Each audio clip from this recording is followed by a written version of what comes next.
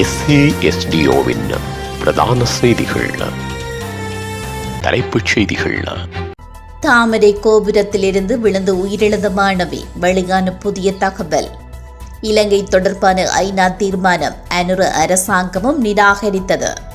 திரும்ப ஒப்படையுங்கள், முன்னாள் எம்பிக்களுக்கு அவசர அறிவிப்பு. கோட்டாபய ராஜபக்ஷவை கொலை செய்வதற்கு நடந்த சதி, வெளியான தகவல். இளம் மாமியாரை துஷ்பிரயோகத்திற்கு உள்ளாக்கிய மருமகன். கிரிக்கெட் வீரர் உப்பல் தரங்கவை கைது செய்யுமாறு நீதிமன்றம் உத்தரவு. தொடர்பன விரிவான செய்திகள். கொழும்பு தாமரை கோபுரத்திலிருந்து நேற்று வீழ்ந்து உயிரிழந்த மாணவியும் கொம்பனி தெருவில் உள்ள தொடர்மாடி குடியிருப்பு தொகுதியிலிருந்து அண்மையில் விழுந்து உயிரிழந்த 2 மாணவர்களும் நண்பர்கள் என்று தெரியவந்துள்ளது. உயிரிழந்த மூவரும் ஒரே சர்வதேச பாடசாலையை சேர்ந்தவர்கள் என்று போலீசார் தெரிவித்துள்ளனர்.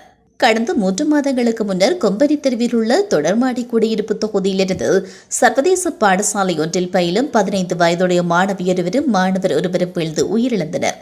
அவர்களது உயிரிழப்புக்கு பின்னர் தமது மகள் கடுமையான மன உளைச்சலுக்கு உள்ளாகியிருந்ததாக தாமரை கோபுரத்திலிருந்து விழுந்து உயிரிழந்த மாணவியின் தந்தை வாக்குமூலம் வழங்கியதாக போலீசார் தெரிவித்துள்ளனர்.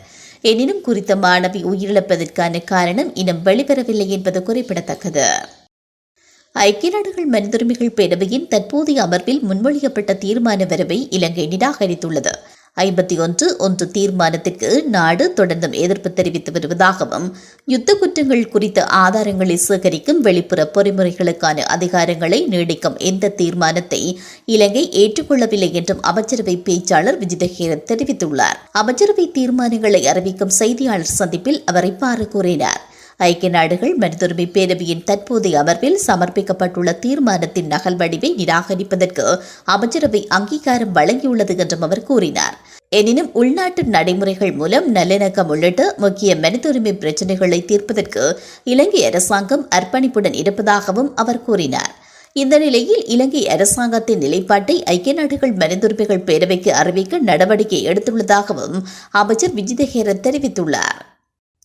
நாடாளுமன்ற உறுப்பினர்களுக்கு வழங்கப்படும் 5 லட்சம் ரூபாய் பெறுமதியான இலவச முத்திரைகளில் பயன்படுத்தப்படாதவற்றை அருகிலுள்ள தபால் அலுவலகத்தில் அல்லது நாடாளுமன்றத்தில் ஒப்படைக்குமாறு தபால் திணைக்களம் முன்னாள் நாடாளுமன்ற உறுப்பினர்களுக்கு அறிவித்துள்ளது. நாடாளுமன்றம் கலைக்கப்பட்டதை அடுத்து இந்த முத்திரைகளை பயன்படுத்துவதற்கு தடை என்று தபால் திணைக்களம் தெரிவித்துள்ளது. அதே சமயம் குறித்த முத்திரைகளை செல்லுபடியற்றவையாக கருதப்பட வேண்டும் என நாட்டில் உள்ள அனைத்து தபால் நிலையங்களுக்கும் தபால் மா அதிபர் அறிவித்துள்ளார். முன்னாள் ஜனாதிபதி கோட்டாபய ராஜபக்ஷவின் மெரிகானா இல்லத்தின் மீது நடத்தப்பட்ட தாக்குதல்கள் அவரை கொலை செய்யும் நோக்கத்துடனேயே நடத்தப்பட்டதாக அவரது முன்னாள் பிரத்யேக செயலாளர் சுகேஸ்வர பண்டார தெரிவித்துள்ளார். கோட்டாபய ராஜபக்ஷவின் இல்லத்தின் மீதான தாக்குதல் தொடர்பில் குற்றப்புலனாய்வு திணைக்களத்தில் வாக்குமூலம் வழங்கிய பின்னர் ஊடகங்களுக்கு கருத்து தெரிவிக்கும் போது அவர் இவ்வாறு கூறினார். தற்போதைய ஜனாதிபதி அனுரகுமார திசாநாயக்க ஆட்சிக்கு வந்தவுடன் பொருட்களின் விலைகளை குறைப்பதாக அறிவித்திருந்த போதும் அவை இதுவரையிலும் நடைமுறைக்கு வரவில்லை. அவர் ஆட்சிக்கு வந்து 14 நாட்களுக்கு பின்னரே நிறைவேற்று அதிகாரம் கொண்ட ஜனாதிபதி ஒருவரை கொலை செய்வதற்கு எடுக்கப்பட்ட முயற்சிகள் தொடர்பில் விசாரணைகள் ஆரம்பிக்கப்பட்டுள்ளன.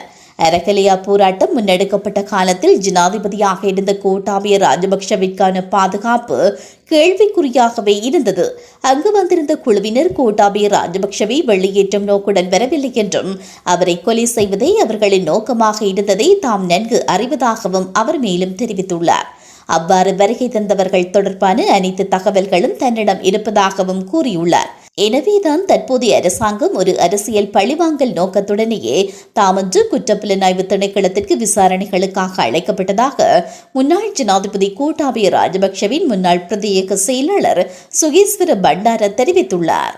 தனிமையில் இருந்த 35 வயதுடைய மாமியாரை துஷ்பிரயோகத்திற்கு உள்ளாக்கி மருமகன் 35 பவுண்ட் நகைகளை கொள்ளையிட்ட சம்பவம் அதிர்ச்சியை ஏற்படுத்தியுள்ளது.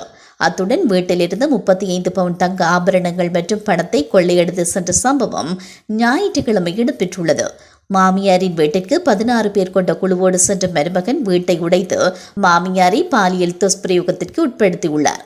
பாதிக்கப்பட்ட பெண் கணவர் இல்லாத நிலையில் தனது மகள் திருமணம் முடித்து வேறு இடத்தில் வாழ்ந்து வரும் நிலையில் வீட்டில் தனியாக வாழ்ந்துள்ளார்.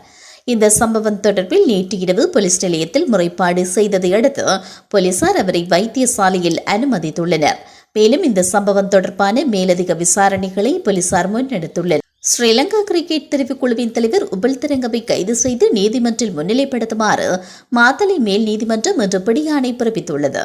கடந்த மார்ச் மாதம் பல்லேகல மைதானத்தில் நடைபெற்ற லெஜண்ட் கிண்ண கிரிக்கெட் தொடரின் போது ஆட்ட நிர்ணய சதி இடம்பெற்றதாக உபல்தரங்க விளையாட்டு குற்றங்களை தடுக்கும் விசேட விசாரணை பிரிவுக்கு முறைப்பாடு அளித்திருந்தார்.